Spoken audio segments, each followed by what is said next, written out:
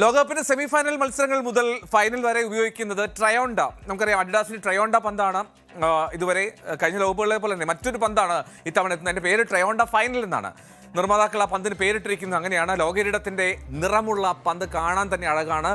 സ്വർണ്ണ നിറത്തിലുള്ള പന്തുമായിട്ടായിരിക്കും ഇന്ന് താരങ്ങൾ കളിക്കാനിറങ്ങുക.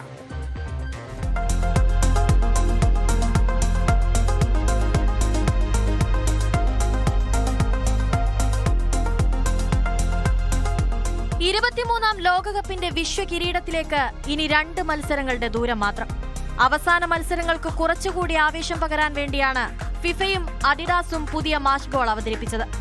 ഈ ലോകകപ്പിലെ ഔദ്യോഗിക ബോളായ ട്രയോണ്ടയിൽ വിശ്വകിരീടത്തിന്റെ സ്വർണ്ണ നിറം ഉൾപ്പെടുത്തിക്കൊണ്ടാണ് പുതിയ ബോളിന്റെ ഡിസൈൻ. ലോകകപ്പിന് വേദിയായ 16 നഗരങ്ങളുടെയും പേരുകൾ ബോളിൽ ആലേഖനം ചെയ്തിട്ടുണ്ട്.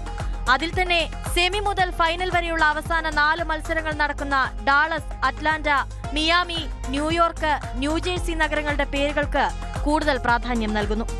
2006 ജർമ്മനി ലോകകപ്പ് മുതലാണ് സെമി ഫൈനലിനും ഫൈനലിനും പ്രത്യേകം പന്ത് തയ്യാറാക്കാൻ തുടങ്ങിയത്. അഡിഡാസിന്റെ ഏറ്റവും പുതിയ സാങ്കേതിക വിദ്യയുമായാണ് ട്രയോണ്ട ഫൈനൽ വരുന്നത്. പന്തുമായി പരിചിതമാകാൻ വേണ്ടി പ്രാക്ടീസ് സെഷനുകളിൽ പുതിയ പന്താണ് 4 സെമി ഫൈനലിസ്റ്റുകളും ഉപയോഗിക്കുന്നത്.